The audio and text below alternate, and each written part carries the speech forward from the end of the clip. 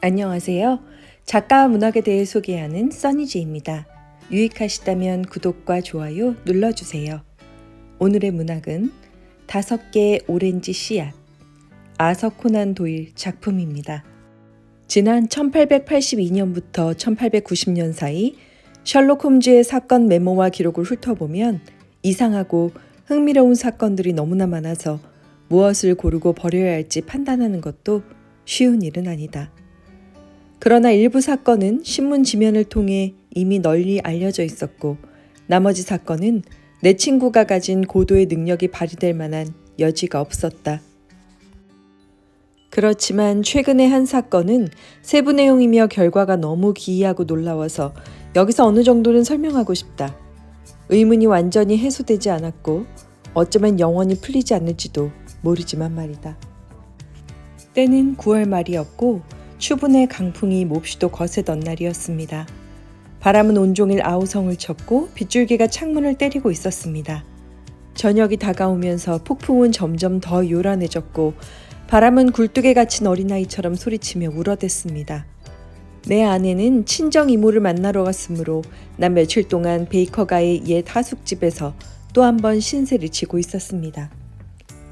그때 복도에서 발걸음 소리가 들리더니 누군가가 문을 두드렸습니다. 방에 들어온 남자는 22살쯤 되어 보이는 젊은이였는데 단정하고 깔끔한 옷차림에 어딘가 세련되고 섬세한 분위기가 풍겼습니다. 얼굴은 창백했고 엄청난 근심에 짓눌린 사람처럼 눈은 무거워 보였습니다. 저는 존 오펀쇼라고 합니다. 하지만 저 자신은 이 엄청난 사건과는 별 관련이 없는 것 같아요. 상속과 관련된 문제입니다. 저희 조부님께서는 아들이 둘 있다는 걸 선생님도 아실 겁니다. 백부님인 일라이어스와 제 아버님인 조지프죠. 아버님은 코번트리에 조그만 공장을 가지고 계셨는데 자전거가 발명될 즈음 공장을 확장하셨습니다. 아버님은 터지지 않는 오펀쇼 타이어의 특허를 가지고 계셨고 사업은 크게 성공해서 공장을 팔아서 상당한 소득을 누리며 은퇴 생활을 하실 수 있었죠. 일라이어스 백부님은 젊을 때 미국으로 이민을 가셨는데 플로리다에서 농장주가 되어서 아주 잘 나갔다고 들었습니다. 남북전쟁 때는 잭슨 장군의 부대에서 싸우셨고 후드 장군 밑에서 대령까지 진급하셨습니다. 리 장군이 항복한 후 백부님은 농장으로 돌아가셨고 거기서 3, 4년을 더 사셨습니다. 그러다가 1869년인가 1870년에 유럽으로 돌아오셔서 서식스주 호섬 근처에 작은 영지를 구입하셨지요. 미국에서 굉장한 부를 일구셨지만 흑인을 싫어했고 흑인에게도 선거권을 주는 공화당 정책이 마음에 들지 않으셨기 때문에 미국을 떠나오신 겁니다. 백부님은 독특한 분이셨어요. 성격은 불같은 데다가 화가 나면 상스러운 욕설을 내뱉었는데 매우 내성적이셨습니다. 하지만 저를 아껴주셨죠. 1878년쯤 백부님이 영국에 오시고 8, 9년 되던 때였을 겁니다. 백부님이 제 아버지께 부탁해서 저랑 같이 살게 됐습니다. 당신 딴에는 아주 다정하게 하셨습니다. 하인들이나 상인들에게는 저를 대리인으로 세우셨기 때문에 전 16살쯤 사실상 집주인이나 다름이 없었습니다. 모든 열쇠는 제가 가지고 있었는데 딱 한 곳, 다락의 창고로 쓰이는 방에 늘 잠겨 있었고 누구도 들어가지는 못하게 했습니다. 저는 어린 소년의 호기심에 열쇠 구멍으로 엿보기도 했지만 그런 방에 있을 법한 낡은 트렁크 가방들과 짐꾸러미 말고는 보이는 게 없었습니다. 그러던 1883년 3월 어느 날 외국 소인이 찍힌 편지 한 통이 탁자 위에 백부님의 접시 앞에 놓였습니다.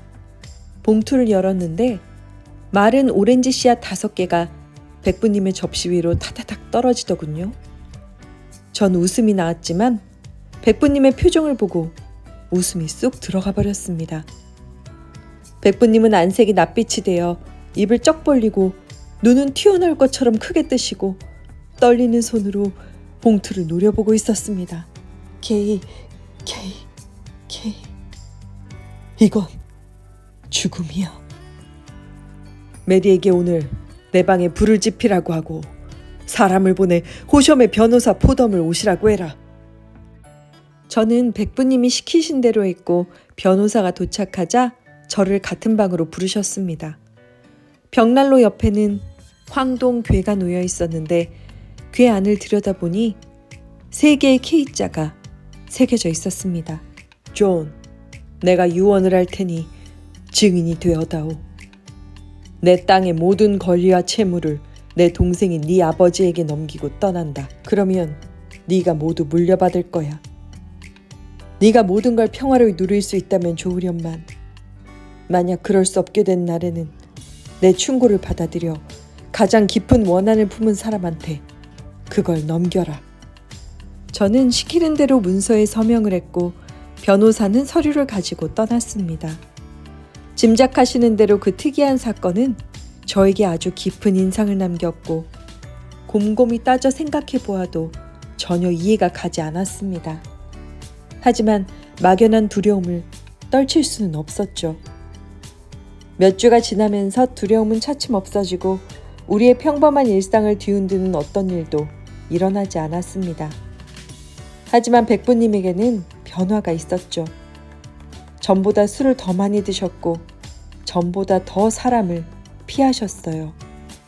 술에 취해 발작을 일으키던 어느 날 밤 백부님은 영영 돌아오지 않으셨습니다.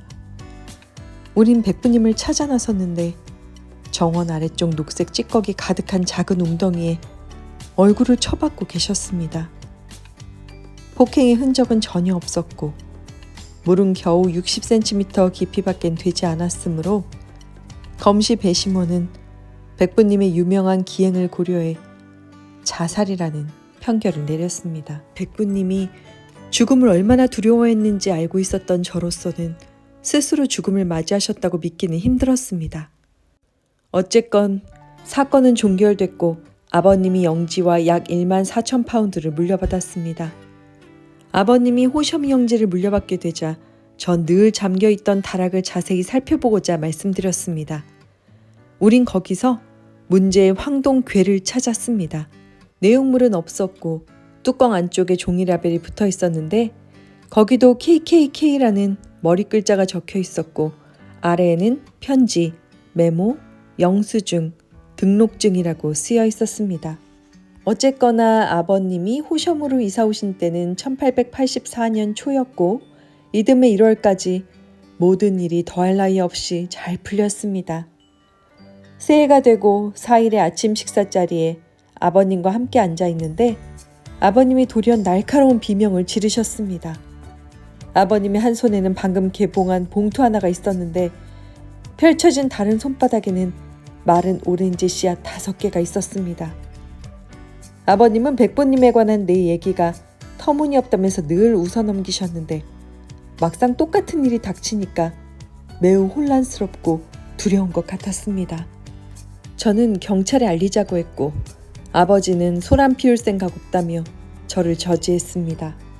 편지가 오고 사흘째 되던 날 아버지는 오랜 친구인 프리바디 소령님을 방문하신다고 외출했습니다. 전 아버님이 외출하시는 게 기뻤습니다. 집을 떠나 계시면 그만큼 위험에서 더 멀어질 거란 느낌이 들었거든요. 하지만 그건 제 오산이었습니다.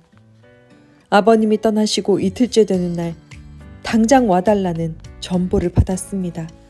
그 일대에는 백악을 캐느라 생긴 깊은 구덩이가 많은데 아버님이 구덩이에 추락해서 두개골이 부서진 채 의식을 잃고 누워 계시다는 거였습니다. 전 황급히 달려갔지만 아버님은 돌아가시고 말았습니다.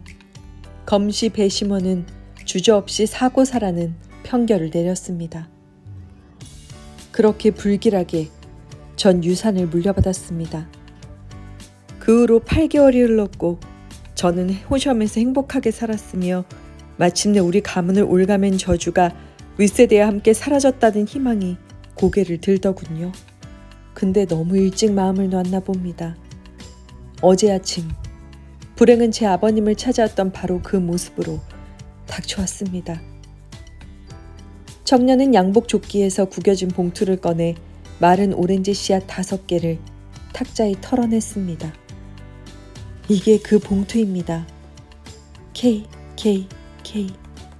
저는 경찰에 갔습니다. 하지만 제 얘기를 듣고는 웃어 넘기더군요.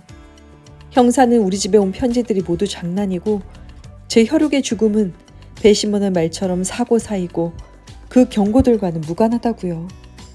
우리한테 내놓은 것 외에 더 이상의 증거는 없냐고 묻자 존은 하나 더 있다고 했습니다. 그는 외투 주머니를 뒤지더니 색이 바랜 푸른 종이 한 장을 꺼내 탁자에 놓았습니다. 백부님이 문서를 태우시던 날 타다 남은 조각을 본 기억이 있는데 바로 이런 특이한 색이었습니다. 홈즈는 램프를 끌어당겼고 우리 둘은 문제의 종이 위로 허리를 굽혔습니다. 한쪽 모서리가 너덜너덜한 것으로 보아 어느 책에서 뜯어낸 것임을 알 수 있었습니다. 1869년 3월로 시작되는 글 아래 수수께끼 같은 메모가 있었습니다. 4일 허드슨이 왔다. 예의 똑같은 플랫폼. 7일 세인트 오거스틴의 맥콜리, 페러모어, 존 스웨인에게 씨앗을 뿌리다. 9일 맥콜리 제거. 10일 존 스웨인 제거. 12일 페러모어 방문 잘 해결됨. 홈즈는 지금 할 일이 하나뿐이고 당장 해야 된다고 했습니다. 우리에게 보여준 종이를 아까 말한 황동괴에 넣고 나머지 서류는 백부님이 죄다 태워버리셨고 남은 것은 이것뿐이라고 써 넣으라고 했습니다. 그들이 믿을 수 있도록 확실히 주장해야 한다고 했습니다. 그런 다음 놈들의 지시대로 당장 황동괴를 해시계 위에 놓으라고 했습니다. 그럼 내일 호점에서 뵙는 겁니까? 홈즈는 이 사건의 비밀은 런던에 있으니 런던에서 비밀을 찾을 거라고 했습니다. 왓슨, 여태껏 이보다 기묘한 사건은 없었던 것 같아.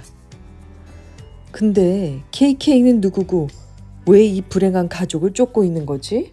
자네, 옆 서가에 꽂힌 미국 백과사전에서 K 항목을 찾아 건네주게. 무엇을 유추할 수 있는지 알아보자고.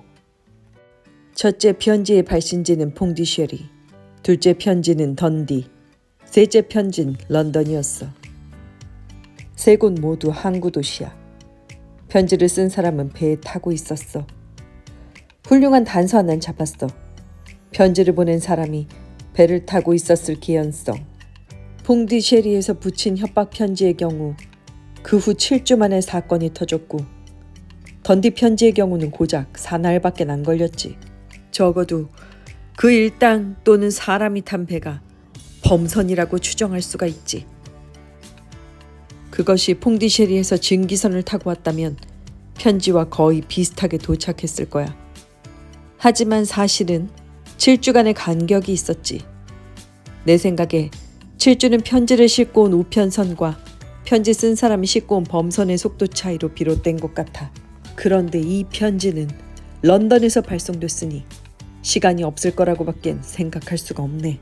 오펀쇼 대령이 가져온 문서들은 범선에 탄 사람 또는 일당에게 분명히 아주 중요한 거야. 틀림없이 여러 명이고 지략가의 결단력도 있는 자들이야. 이리 보면 KKK가 사람 이름의 머리 글자가 아니라 어떤 집단의 명찰이란 얘기가 되겠지. 쿠클럭스 클랜. 이 무시무시한 비밀 결사는 남북전쟁이 끝난 후 동맹군으로 활약했던 남부주의 일부 군인들에 의해 결성이 됐고 테네시, 루이지애나, 캐롤라이나, 조지아, 플로리다 등 미국 여러 지역의 급속도로 지부가 만들어졌어. 이들은 정치적인 목적을 위해 주로 흑인 유권자를 위협했고 완력을 동원해 자신들의 관점에 반대하는 지역 주민들을 살해하거나 쫓아냈다네. 보통은 폭력 행위에 나서기 앞서 표적된 사람들에게 괴상하지만 알 수 없는 형태로 경고를 보냈는데 일부 지역은 참나무 잎이 붙은 가지, 나머지 지역은 멜론씨나 오렌지씨를 보내곤 했지.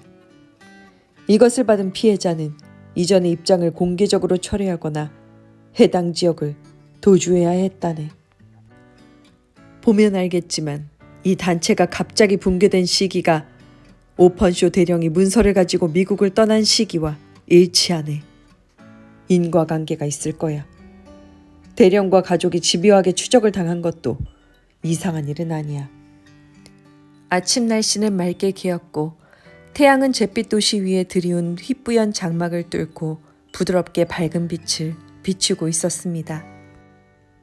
홈즈가 준비하는 동안 나는 조간신문 일면을 보았습니다. 오펀쇼란 이름이 눈에 띄었습니다. 기사 제목은 워털루 다리 근처의 비극이었습니다. 어젯밤 9시에서 10시 사이 H지구의 쿡 경찰관은 워털루 다리 근처에서 근무하던 중 도움을 청하는 소리와 첨벙거리는 소리를 들었고 어젯밤은 매우 깜깜하고 폭풍이 심한 관계로 몇몇 행인까지 나서서 도왔음에도 불구하고 구조는 불가능했다. 그래도 경관은 경보를 울리고 수상 경찰의 지원을 받아 결국 시신을 건졌다. 내 자부심에 상처를 받았네, 왓슨. 그놈 패거리들을 꼭 잡아내고 말겠어. 그는 찬장에서 오렌지 하나를 꺼내 갈라 씨를 빼고 탁자 위에 놓았습니다. 봉투 안쪽에는 J.O.를 위해 SH라고 쓰고는 겉봉에는 조지아주 서베나항 론스타우 제임스 카룬데이 앞이라고 적었습니다. 카룬데이가 패거리 우두머리인지는 어떻게 알았나? 그의 주머니에서는 날짜와 이름이 가득 적힌 커다란 종이 한 장이 나왔는데 종이 로이드 선박 등록부와 낡은 서류처를 뒤지면서 퐁디셰리항에 들렀던 모든 선박의 이후 행적을 알아보았습니다. 그때 퐁디셰리에 들렸던 제법 큰 배는 36척. 그 중에 론스타우가 당장 눈길을 끌었는데 그 배가 이미 런던항을 떠났다고 보고되긴 했지만 론스타란 이름은 미국의 한 주를 가리키니까 텍사스지 아마?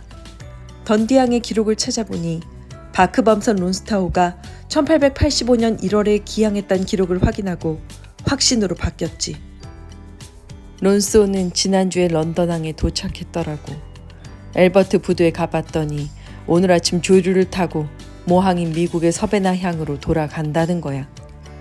그래서 그레이브젠드에 전보를 보내 얼마 전에 거길 통과했다는 사실을 알아냈어.